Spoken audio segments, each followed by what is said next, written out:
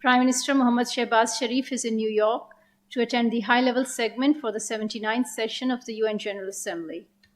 The Prime Minister attended the event SDG Moment, organized by the United Nations on Sustainable Development Goals, where he called for support to developing countries in escaping debt traps exacerbated by climate change-related disasters and an unfair global financial system.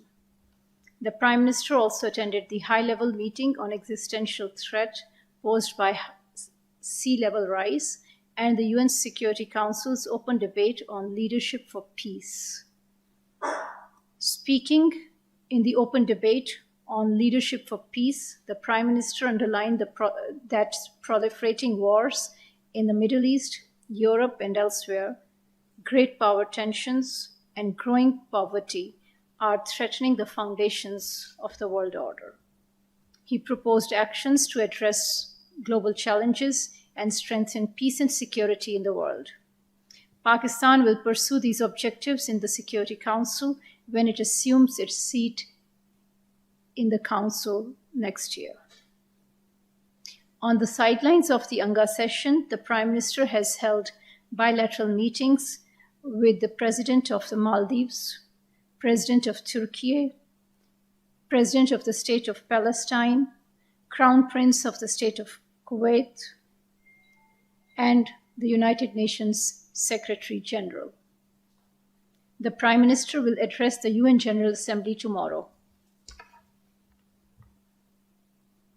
Pakistan remains concerned about the security situation in the Middle East owing to Israel's expanding adventurism and disregard of international law. Its latest military aggression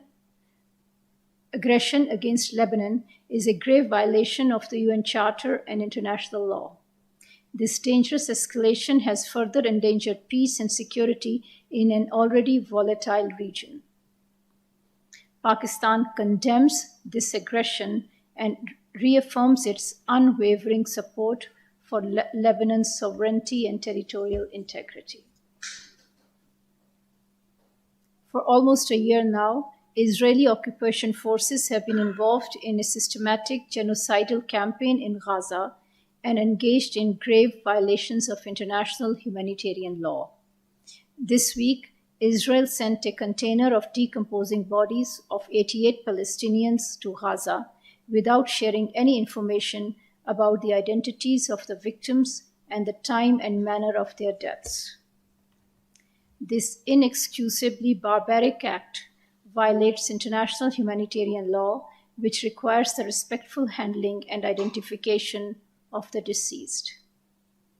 By withholding the names and gender of the deceased, the Israeli occupation forces have denied the victims their dignity and compounded the suffering of their families. No family should be denied the right to bury their loved ones with dignity. Israel must disclose the identities of the deceased and ensure dignified return of the mortal remains to their families. We call upon the international community to take immediate action to hold Israel accountable for its acts of international terrorism and its war crimes and crimes against humanity.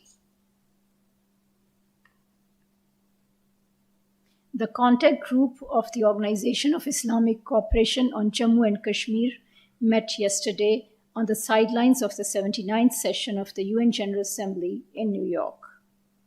Chaired by the OIC Secretary General, the meeting was attended by the representatives of the member states of the contact group, which include Pakistan, Saudi Arabia, Turkey, Niger, and Azerbaijan. A delegation of the two representatives of the Kashmiri people also participated. Defense Minister Khaja Muhammad Asif, who led the Pakistan delegation to the meeting, briefed the contact group on the political, security, and human rights situation in iiojk.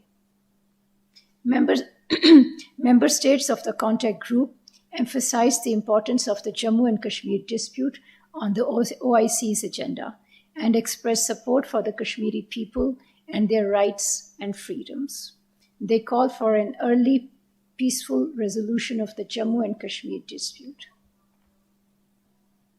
The meeting concluded with the adoption of a comprehensive joint communique, reaffirming the OIC's consistent support for the legitimate struggle of the Kashmiri people for realization of their inalienable right to self-determination in accordance with the relevant UN Security Council resolutions. The communique also condemned the banning of a number of Kashmiri political parties and the ongoing campaign to confiscate the properties of the Kashmiri activists. It underscored the so-called election exercises in iiojk cannot serve as a substitute to the exercise of the right of self-determination. The contact group also called upon India to halt the human rights violations in iiojk and take steps for the resolution of the Jammu and Kashmir dispute in accordance with the relevant UN Security Council resolutions and the wishes of the Kashmiri people. Pakistan will continue to extend political, diplomatic, and moral support to our Kashmiri brothers and sisters for the just and peaceful settlement of the Jammu and Kashmir dispute in accordance with the UN Security Council resolutions. Thank you.